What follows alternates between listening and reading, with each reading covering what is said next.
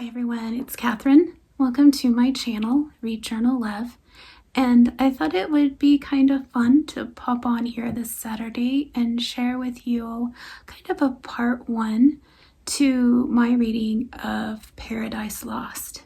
Thought I could share maybe some tips, how I went about doing it, and things that I've learned along the way. I'm not done yet, but I thought I would go ahead and share so far what I have done. To begin with, what was my purpose in reading Paradise Lost? Because it is a challenge, you know? It's not something I would have ever thought I would have read.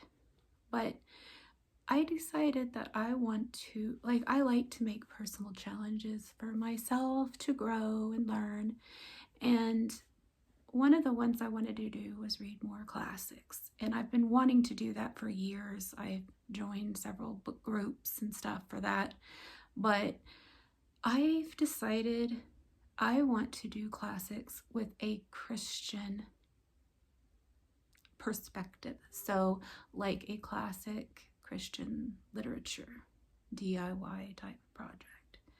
So at first I was grouping the classics I wanted to read by classic literature eras, but then I moved them to church history eras when I decided I wanted to focus more on those that have a Christian bent to them, I guess. I don't know, an aspect.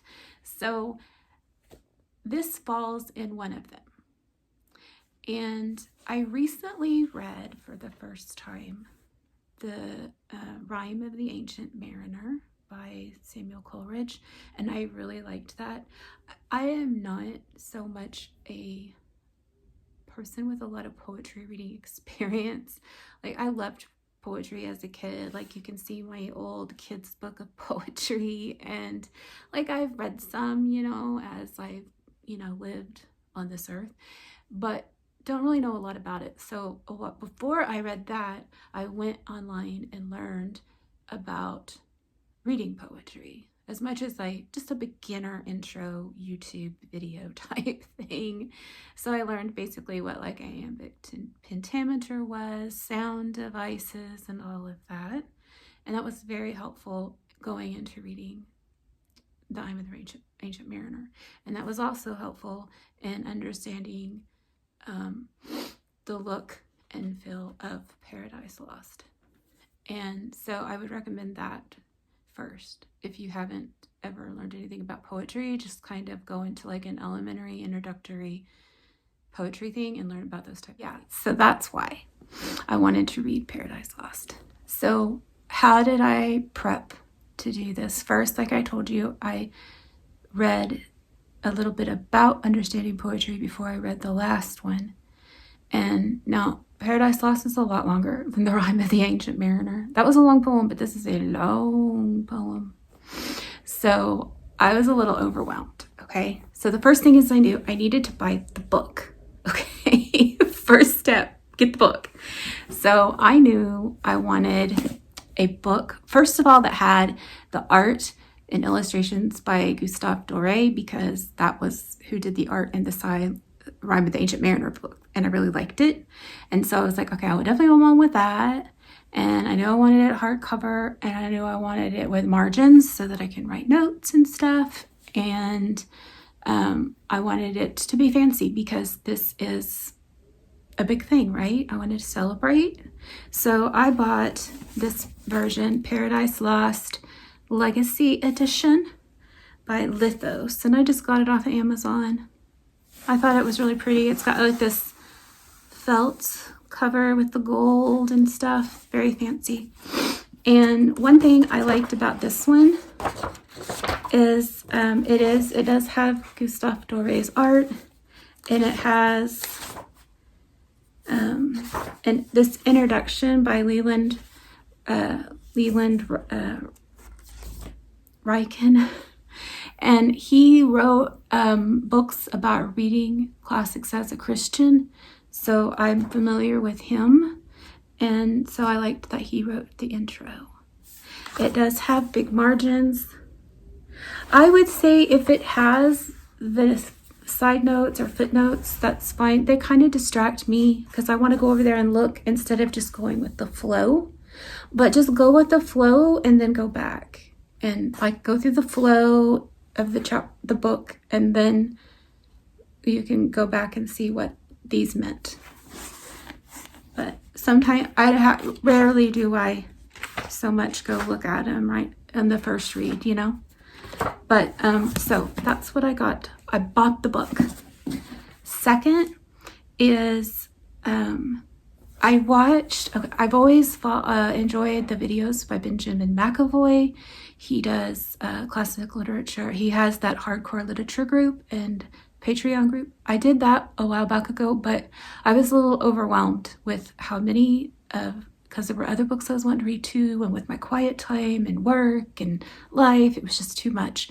But I really enjoy his content, and so he had a video intro to Paradise Lost, and I thought it was very good. And so hearing his passion about the book and the story excited me, and so I found that helpful. And then the fourth thing is I decided to read C.S. Lewis's book called A Preface to Paradise Lost. And I would recommend reading this because it will tell you about what an epic is, and it will tell you about what myth is. It'll tell you about how John Milton wanted to write an epic that, I can do better than the Greek epic poets, And so it told you why. It tells you a lot about what was going on in his life. And he had, he went blind. So he was dealing with that at the time he wrote this. He had to dictate a lot of it to his daughters, who then wrote it. And which is amazing that it's, this was produced by that way. And then he had a lot of political stuff going on. And so as I'm reading, I could kind of feel that in the story a little bit. That was all very helpful. Then I decided I would enroll in Hillsdale College Online. They have a lecture series specifically about Paradise Lost. They are a Christian group, so it's pretty clean, or whatever. And I really enjoy it. I sit down, I've done it both ways. So the way I like it is to watch the lecture first. It's the most 40 minutes, I think. Some are shorter. And then because he outlines it for you and then he goes through and he's puts highlights down, as he tells the outline of the story. So I just kind of follow along, and then I go back on my own and read the book. So Paradise Lost, their chapters are books. So they're, book 1, book 2, book 3. So you might want to know that going in. So that was the prep that I did. And then I just put my foot in the water and got going on the book. And honestly, I am just so enamored with the book. I am so enjoying it so much. And so I thought I would ask, the question, why would I recommend somebody reading this? Okay. And I would recommend it because honestly, at times that I'm reading it, it almost feels quite worshipful. And it's just beautiful. And it glorifies him and just shows his beautifulness and majesty and glory. And it's beautiful. I don't know how many times I'm going to say beautiful in this, by the way, because I might have to change to lovely, because that is how I feel about the book. Okay, so I thought, if you have any type of creativeness in your spirit, then you're going to like this. So I thought, well, if you are musically inclined, you are going to like the rhythm, okay? The pace, the pattern, the way it crescendos and then to a big falsetto word, and I think you're going to like it for that reason. If you're literary, you're going to like it because honestly, the words are beautiful. It's just beautiful. It's interesting in that he was the first one to write a poem that, like that free verse, or I think that's what it's called, free verse, where the lines don't rhyme. None of the lines rhyme. And so that was a little challenging, and I will say something about that in a minute. And also Milton, he created so many words for this book that we use today. Like, he created those words. Like I said in my video for the month, pandemonium one was one, and that's basically the capital city of hell. And so now we use, like, it was pure pandemonium, So there are so many words. And I looked, there was one, it said, about Satan being thunderstruck. And I was like, of course, my mind goes to the song. But I thought, I wonder if he invented that word. But I couldn't find that one on there. So if you're anyway in like theatrical or dramatic, I think it is best to read this aloud. I think if you read it aloud, or if you listen to it, you're going to get such a good feeling from it, more than just sitting and reading it, because it is just beautiful.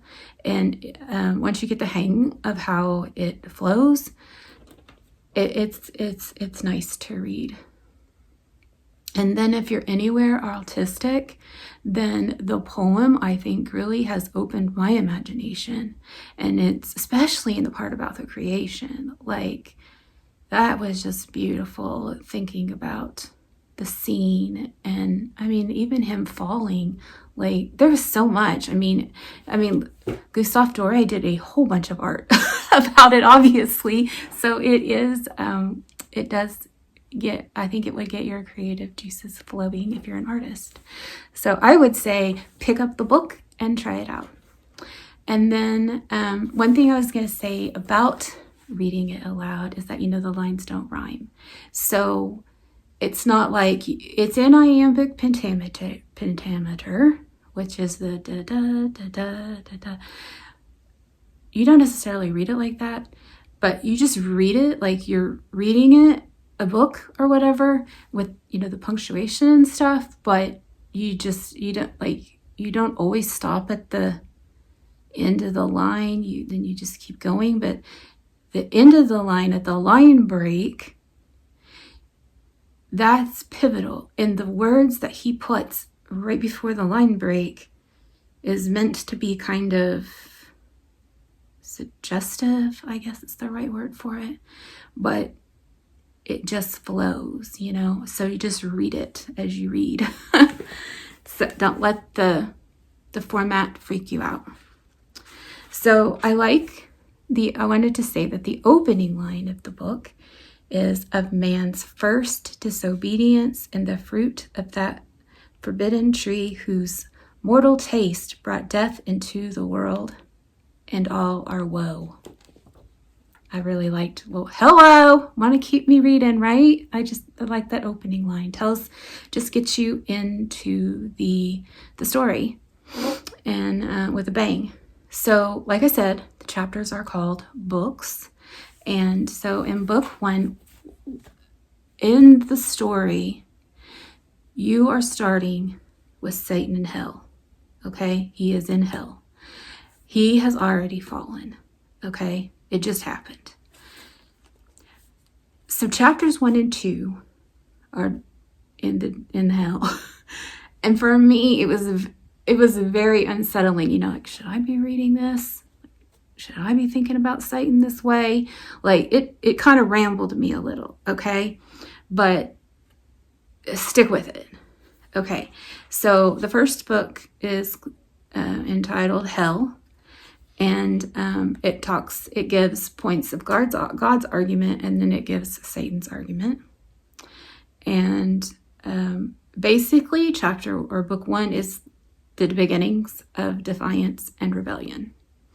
And the line I liked the most from this chapter is, the mind is its own place, and in itself can make a heaven of hell or a hell of heaven. And then later, it was Satan thinking, and he says, better to reign in hell than serve in heaven. So that shows he's like rebelling. And so then book 2, I felt the theme of that was where revenge begins. So this one is called the Infernal Council. And so that's Satan brings in these 3 advisors who advise him on the best way to do the revenge. But then on comes this 4th guy, and it's Beelzebub, who's kind of like his right-hand man. And of all the little demon people, they all say, okay, yeah, let's go with Beelzebub's. So they decide on that one. And basically that is that Satan is going to go to hell. Go to deliver them, So it's like the reversal. And so he tells the demons, okay, just be as comfy as you can down here, make this place home, and I am going to go. And so then the little demons are kind of like wondering, well, how are we going to bide the time? And so they talk a little bit about that. And then off Satan goes, right? And so he comes to this like fortress at the gates of hell. And I just felt like none shall pass the Monty Python thing, because there's a big battle there. And then the line I liked from that is, thus saying, from her side the fatal key, sad instrument of all our woe, the key to let Satan out of hell. And so he gets through, and then he kind of goes to this like inner battle, and then I liked this line, thither full fraught with mischievous revenge, accursed, and in accursed hour he hies or hurries. I like that. So then book 3, okay, now this is where it shines for me. And this is Christ. So finally, God speaks.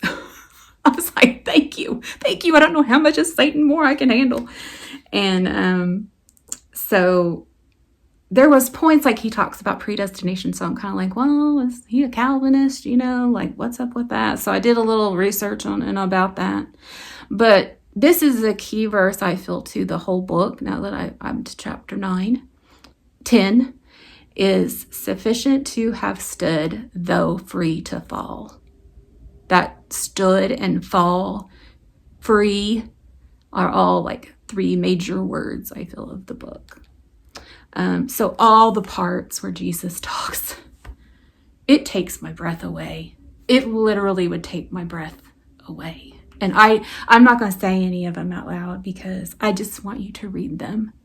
Because that's what I'm talking about, worshipful. Powerful. Okay. So then book 4 is in Eden. And so I like, it talks about Satan and how he basically carries hell with himself everywhere he goes. Now he is, he's the fiend, he's hell. And he himself says, myself am hell. And then he begins to show anger. And I kind of thought, is he showing any regret here? Because it kind of felt that way to me. And then he starts to feel his power. And, the pride in Satan. It's just so displayed in Milton's words. It's beautiful. Not pride, but the words.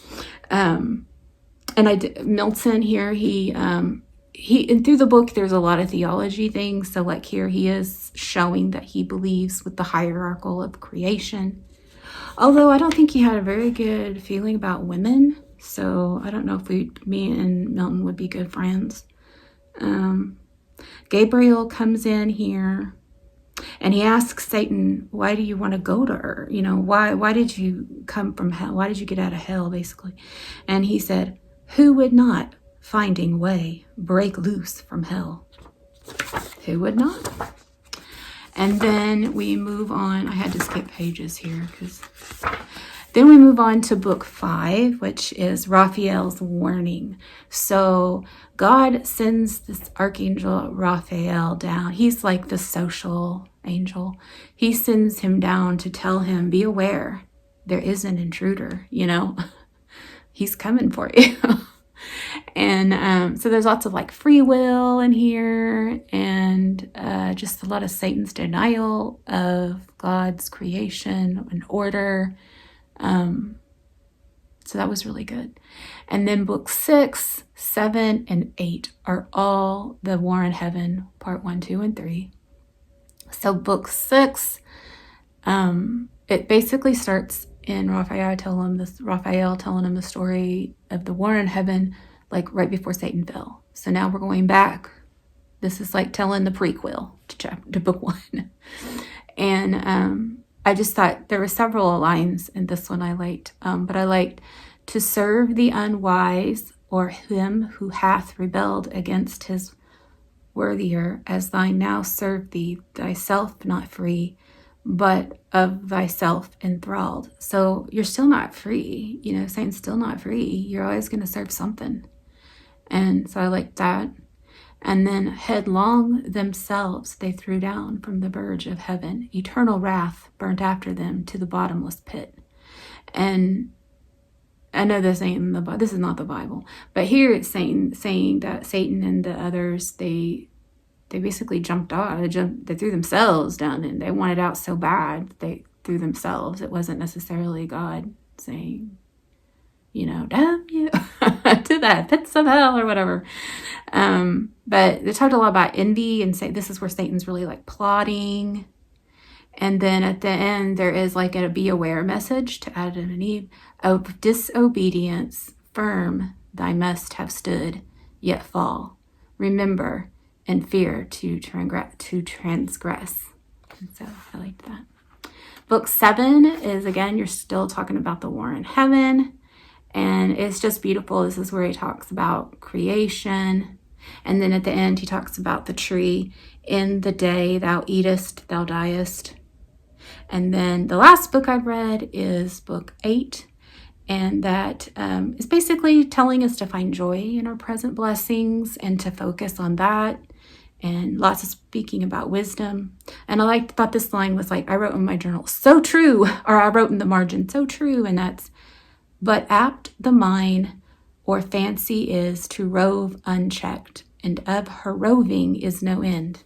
I've so much enjoyed this so far, and I'm already at 22 minutes, so I'm gonna have to be editing, I'm sure.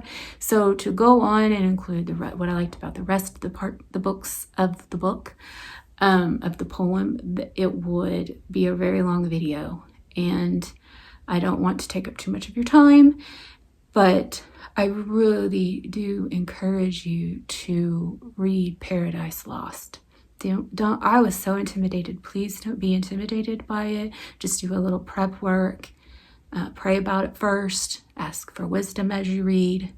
And just enjoy the creative tone and portrayal of the story. Okay, so I will come back with the part 2 if you've all enjoyed my part 1 and share just some thoughts on the rest of the books and a final thought.